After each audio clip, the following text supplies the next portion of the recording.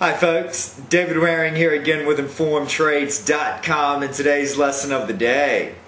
In our last lesson we began a new module on choosing a Forex broker with a look at some of the factors which can make this process so confusing for traders. In today's lesson we're going to continue this discussion with a look at two of the most important factors to consider when choosing a Forex broker: regulation and financial stability. So let's get started. As we touched on briefly in our last lesson, the regulatory environment for the retail Forex market is different from that of the futures and equities markets. While most countries have had regulations in place which govern activity in the futures and equities markets for quite some time, as the retail Forex market is relatively new, its regulations are still evolving in many countries, and in some countries do not exist at all. As the Informed Trades community is made up of traders from all over the world, I would love to be able to go into the specifics of regulations for each country. Unfortunately, however, this would not be feasible from a time standpoint, so I'm going to instead give a framework that traders can use to evaluate the regulatory environment in any country by walking us through how I would evaluate a U.S. brokerage firm. For those of you who have knowledge of or questions on the regulatory environment in other countries, I encourage you to post these comments in the comment section of this lesson at InformedTrades.com. To make a long story short, the retail Forex market came under the jurisdiction of the Commodities Futures Trading Commission, or CFTC for short, with the passing of the Commodity Modernization Act in 2000, and is currently going through some changes after the recent passing of the Farm Bill.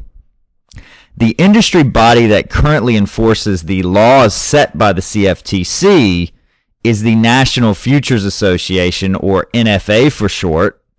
And if you go to their website, www.nfa.futures.org, you can read about all the different requirements that firms offering retail Forex trading in the United States have placed on them.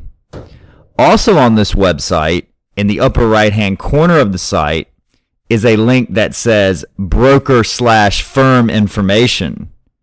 If you click this link, you can enter the name of the firm that you are researching and see who the owners of the firm are, as well as any complaints or actions that the NFA and or CFTC has taken against the firm. One thing to keep in mind here is that, as we covered in our last lesson, there are many firms with very few clients who offer Forex trading, so it is important to consider the size of the firm when researching complaints so you can make sure you're comparing apples to apples.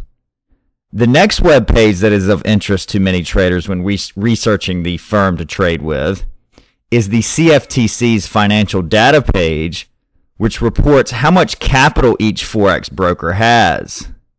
This is important because, unlike in the stock and futures markets, if the Forex broker you are trading with goes bankrupt, your account is not protected under current regulations.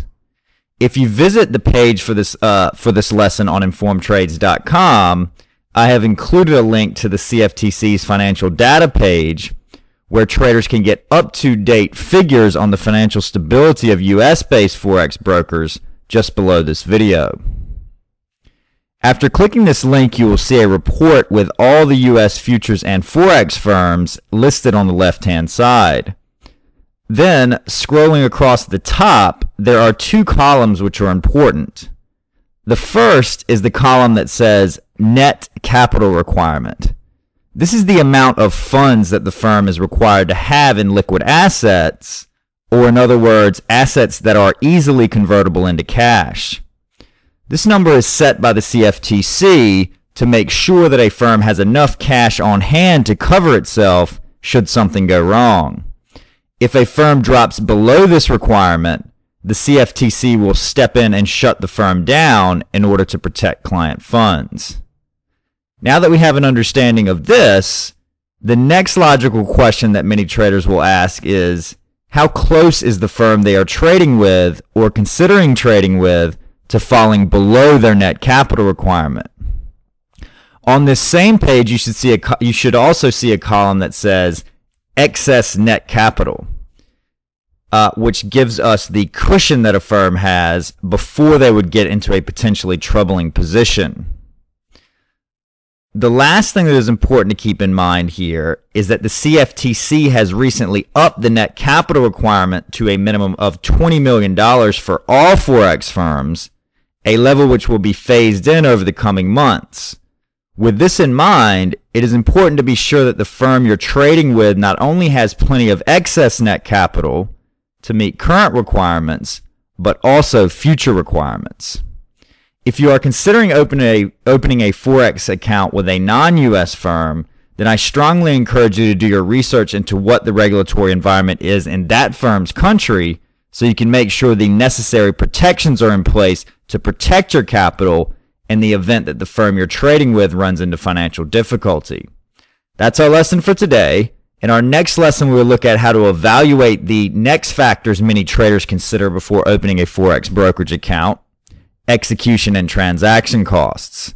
As always, if you have any questions or comments, please feel free to leave them in the comment section below. And good luck with your trading.